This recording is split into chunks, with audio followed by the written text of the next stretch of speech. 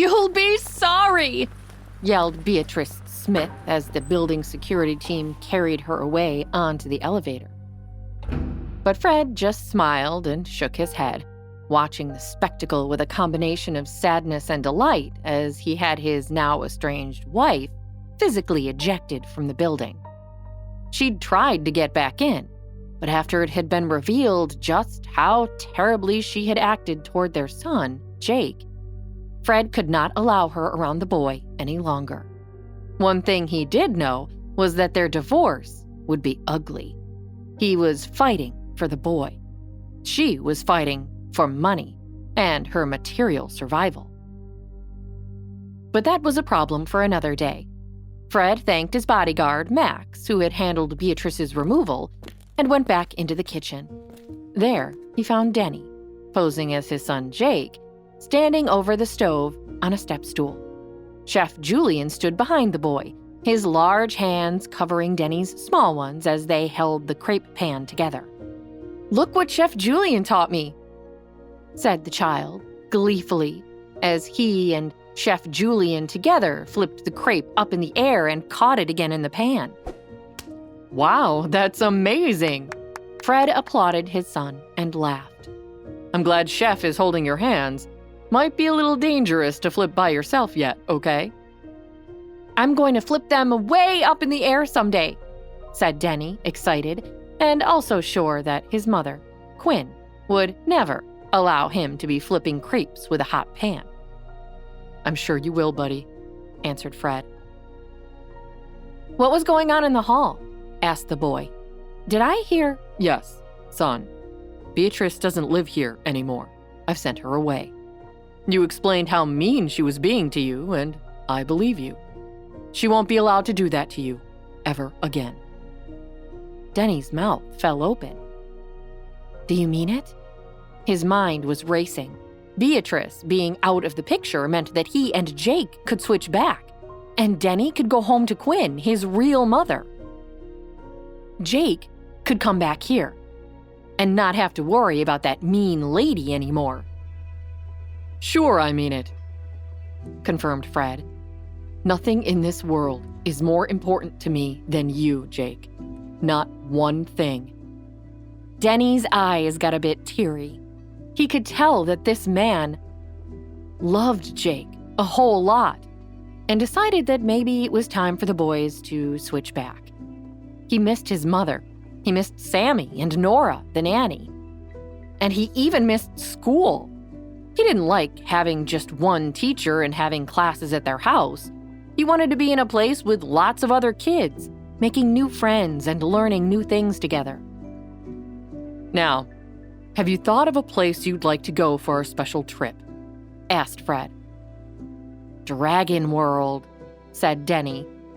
Dragon World was a resort and amusement park that most children wanted to go to, with rides, shows, and a lot of entertainment that was all about dragons and fantasy. Fred laughed with delight. "Of course we can go. I'll call Lance and have him make the arrangements. And, of course, you picked Dragon World. Every kid loves that place. And hey, I was no different when I was your age." "Really?" asked Denny, trying to picture this man as a small child, traipsing around a park in one of its signature dragon coats. "Can I get a dragon coat?" "Any color you want, kiddo." "Thanks, Dad," said Denny. He really liked pretending to be this man's son, even if he knew Fred wasn't actually his dad. What a great dad Jake had. Across town, Quinn, Sammy, and Jake had finished their ice creams in the park and made their way back home for the evening. But much as Quinn loved having extra time with the children, she was feeling very anxious about her job. That CEO, Fred Smith, was one of the main donors to the hospital, and he certainly had it out for Quinn. It was ridiculous. Quinn closed her eyes for a moment, trying to shut out the frustration. "What's the matter, Mommy?" asked Sammy. "Nothing you need to worry about, sweetie," Quinn said, brushing her daughter's hair out of her eyes. Quinn couldn't tell the children just yet. She knew she had to get her job back first. She had struggled to put herself through medical school while raising two small babies. Then she worked as a neurosurgeon at one of England's top hospitals.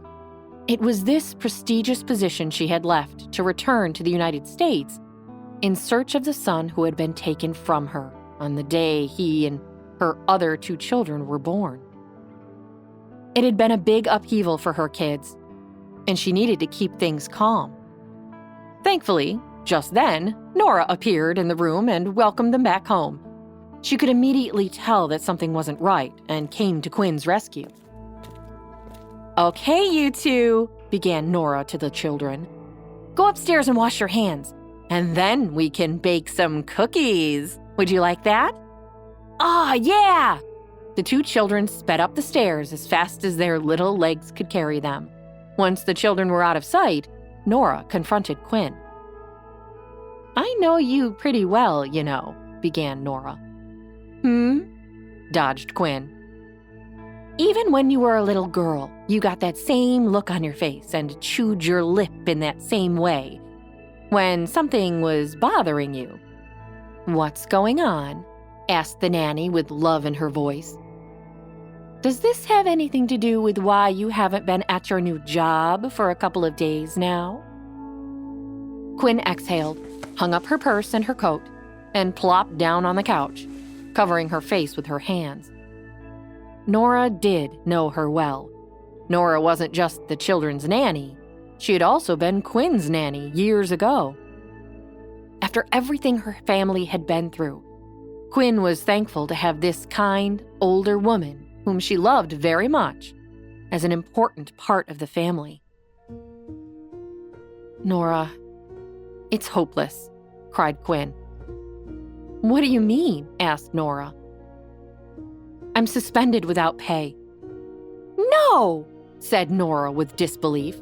"How could that happen? You only just started the job. What will we do?" Hi, Quinn here, and if you're wondering what happens next, click on the link in the description to listen to the full audio series.